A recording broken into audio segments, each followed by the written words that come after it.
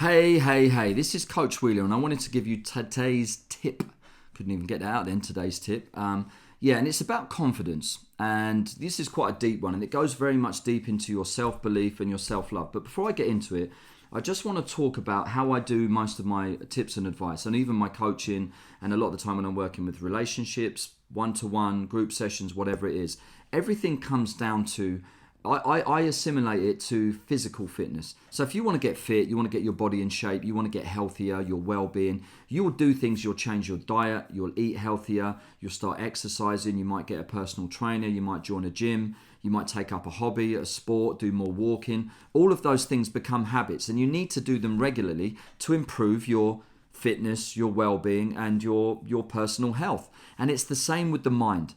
I call it mental fitness. Your mind is a muscle, and the more you exercise it, the more you train it, the more you train yourself, and the more you prepare yourself for these situations can improve you as a person. And again, your confidence on today's tip, it leads nicely into that, is improving that. So remember, your physical fitness is the same as your mental fitness. So everything that I do is with that, and all the tips and advice and coaching I give, there's a lot of psychology behind it, but they're very simple daily tips and techniques that you can do.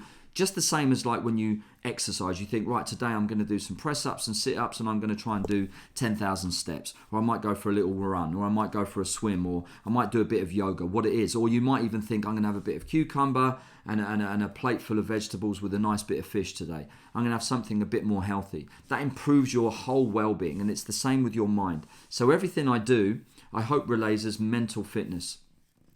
I think mental health is a very tricky word, because I think we need to look after ourselves. But I think with the right thought process and the right mindset, anyone can do anything. So this leads nicely into confidence. And confidence is a very deep one, because I think it starts with your self-belief, and it also starts with self-love. And that's a very simple one. You have to love yourself.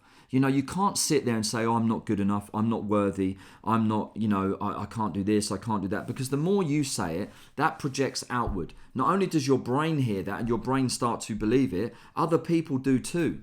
Because they'll sit there and they'll hear those negative voices, and they'll be like, he doesn't believe, he's not confident, he's not good enough, he's not good enough. Whether they believe you are or not, I've heard people say, come on man, you this is easy for you. And it's like, why do they think that and I don't? So it starts with your self-love and self-belief. Trust in yourself. Be kind to yourself. You know what you can do. You know who you are. You know if you're trustworthy, respectful, hardworking, intelligent. Whatever the things you are, you know your qualities. So don't devalue them. Listen, and if other people don't see them, that doesn't devalue your worth. Just because someone else doesn't understand, it doesn't mean to say it's not there. So it starts with self-belief and self-love. And also that can transcend to so many parts of your life. Dating is a big one. Your work is a big one. Your family life. The family is a bit different because your children love you, your wife loves you, and hopefully you all have a cohesive, loving relationship. So it's kind of, you might not feel unconfident there, but it can be when you go into the wider world. Or if you're single and you go dating, you're at university or college, you're doing something, and your confidence might not be great. Don't not believe in yourself.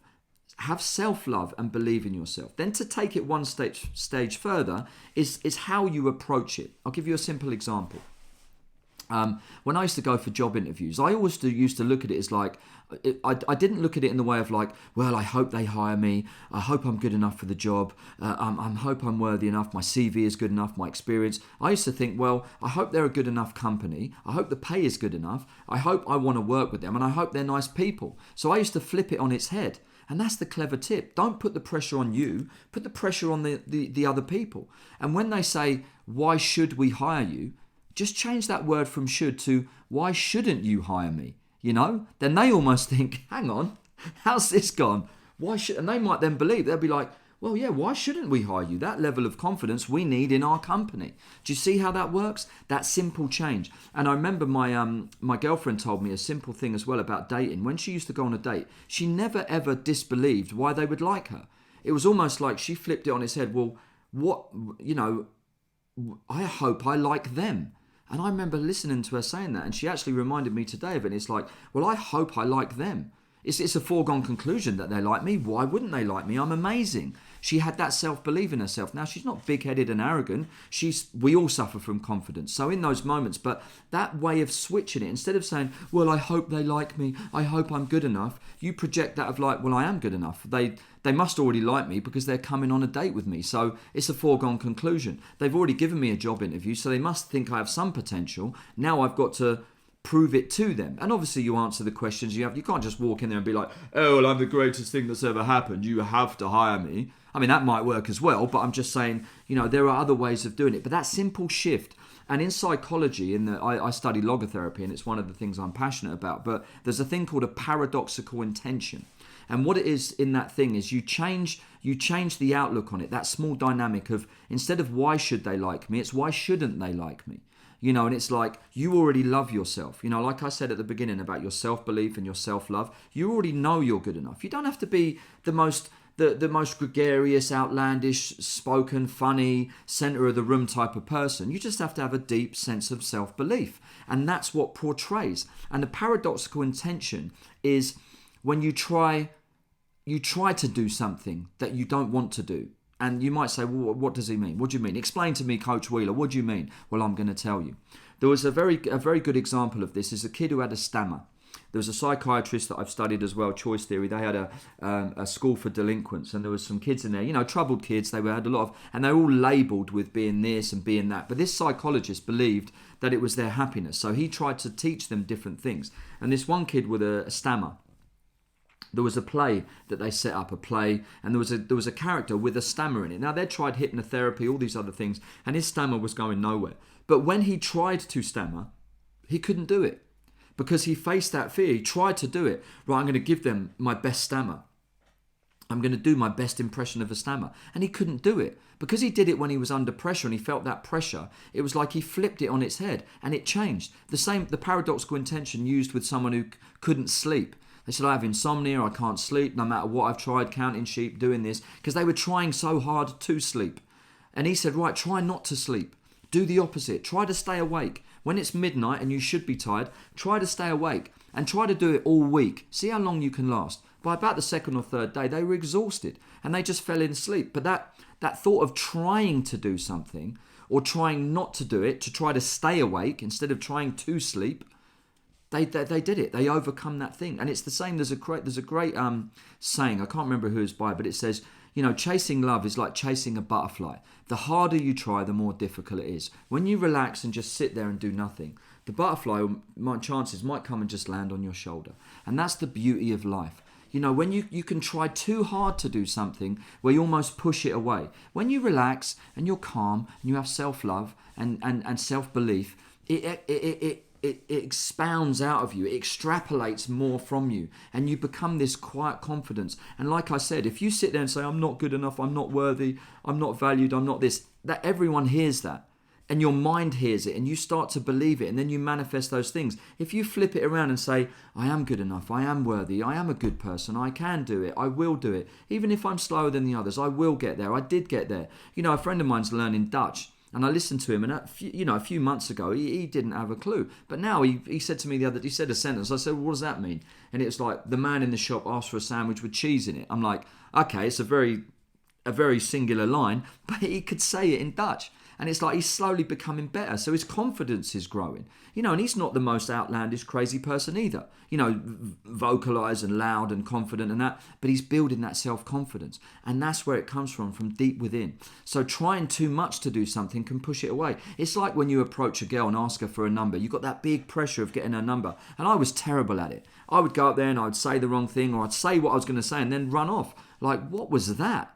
I'd be like, wow. And people used to say to me, but you're really confident. But I bet you. And it's like, mate, I'm terrible at it. I am terrible.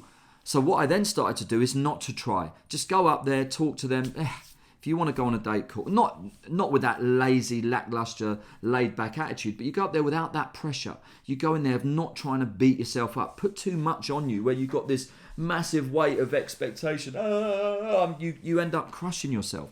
Is be kind to yourself, that's self-love. And then to take it one stage further, there's probably some of you at the back saying, well, yeah, how do we build confidence? I'm pretty good at this, I'm pretty good at that, but there's some moments I fear and this and that and whatever.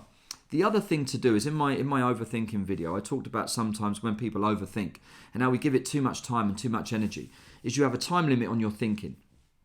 And then you start the doing. And as I've said before in that video, the doing is where all the good stuff comes from. Like I said earlier in this video about the physical fitness, you have to do something to get that six pack. And it's the same with your mental fitness. The more you do it, the more calmer you, but the more experience you get, the better you feel.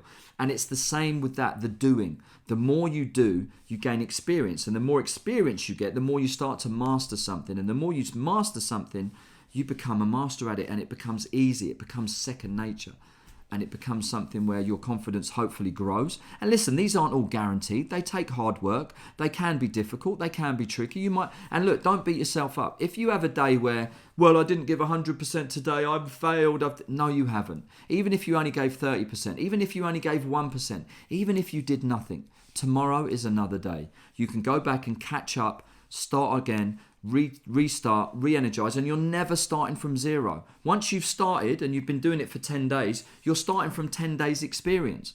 So even if you've only been doing something for 10 days, you're starting from not from zero, from 10. You see? So you never start from nowhere. Even if you make loads of mistakes, all those mistakes you don't do again. You think, okay, they're all wrong ways of doing it. Now I know. And that'll build your confidence. The doing builds your confidence. Well, I hope that helps. Please like, follow and subscribe. Tell your friends. Tell them about all my wonderful videos. Please comment if you've got anything here or you need any help and you want to get in touch for some one-to-one sessions or any other stuff. And look forward to more interesting, useful tips from Coach Wheeler. And I hope you guys have a great day. I hope this helps, and I'll see you on the other side. Peace.